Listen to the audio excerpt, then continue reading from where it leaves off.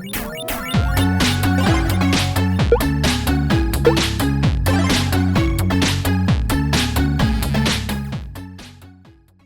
everyone, hope you are all doing well. Today we have an interesting lab to showcase called Trash. Now this lab is a small easy difficulty lab from the forensics category. Now as you can see, this lab only contains 6 questions, but trust me, it is packed with knowledge. But hey, aren't we forgetting something? Like if you have been watching our videos, you know it. But if you came here for the first time, here is our ritual. Be sure to follow us on X, LinkedIn, or join the Discord server to keep in touch with the BTLO community. All the needed links are in the description box below. Now let's quickly look at the scenario. Do you ever think that you want to dive into the world of trash? Probably not. But hey, how about analyzing trash and observing how the recycle bin works? We also have some reference material which will be used or which will be helpful in this lab. Alright, now let's continue with our lab. Before we start solving this lab, we need to know a few concepts that are required to solve this lab. Now, this lab focuses on often overlooked part, recycle bin. Now, if you look at the GUI, everything seems normal over here, but under the hood, the story is a bit different. Now, behind the scene, recycle bin contains two files, or I should say two special files called $I and $R. When a file is deleted or moved to the recycle bin, Windows creates two types of file which starts with $I and $R for each of the entry that has been deleted. $R files are the actual data files that you deleted. When you delete a file and it is moved to the recycle bin, Windows renames the file to have a prefix of $R followed by the unique identifier, and it can be a random string or a number, and the original file extension. Whereas $I files contain metadata about the deleted file, including the original file name, the original file path, and the date and time the file was deleted. This information is crucial for the recycle bin because it allows the system to display the original file name and the path when you view the content of the recycle bin, as you can see over here. Now over here in the recycle bin, you can see the metadata.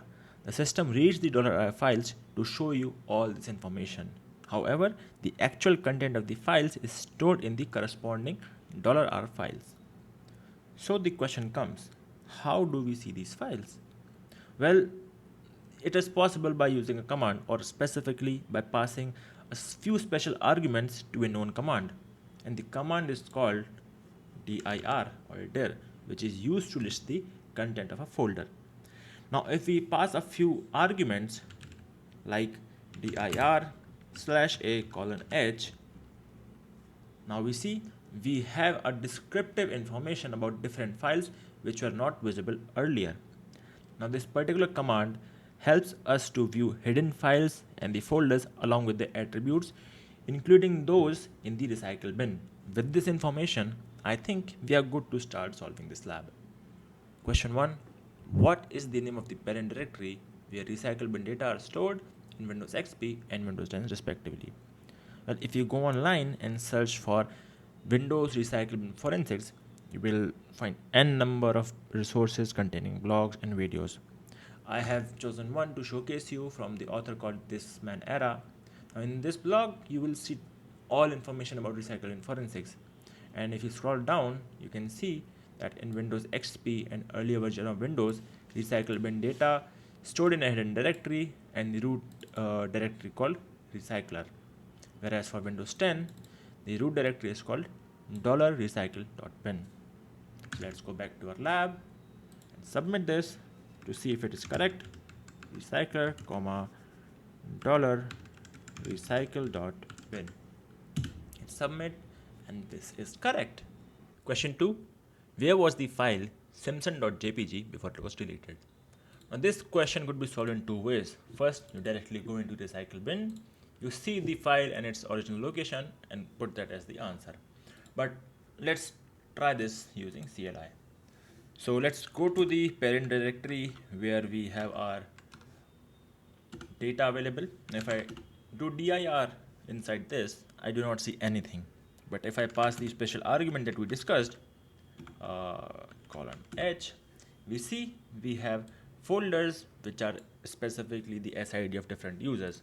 Now each user, let's say if I am a user and I delete some file, it will be inside the directory of my SID.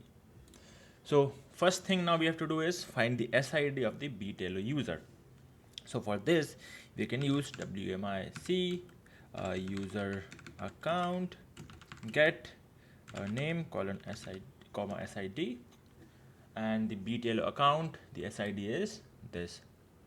So we'll copy this and we'll go inside the directory like this, clear screen, dir, and now we see these files. Now if you recall our previous discussion, $i files contains the metadata, whereas $r files contains the actual content. So let's try to view the JPG file. We have two JPGs, this one and this one. So notepad.exe $i one, hit enter, and this is the one which is simpson.jpg, right? Now with this, we find the original location and the file which resembles to our simpson.jpg. So let me just open that up once again, copy this, copy, and let me paste it here. So after remove all these spaces, hit submit, and it is wrong. And the question, the format is path to file. If I remove this, maybe it is just asking the folders, and yeah, it is correct. Sweet. Question 3, what is the SID value for the BTLO user? So right now in question 2, we just find out the all the SIDs, and we can find it again with this command wmic user account get name and SID. So BTLO user is having this particular SID. Copy, and let's paste it here, submit, and that is correct. Question 4, what is the name of the file containing recovery data for the file l.jpg? What is the name of the corresponding metadata file? In short, we have to find the $r file and $i file for this particular l.jpg. So let's close this, and here we have two JPG files. The first one was obviously simpson.jpg, then we are left with this one. So I'll copy this, and just to verify, notepad.exe, and I'll paste this file here, hit enter, and we see the original file. It is indeed l.jpg. So this is the file name,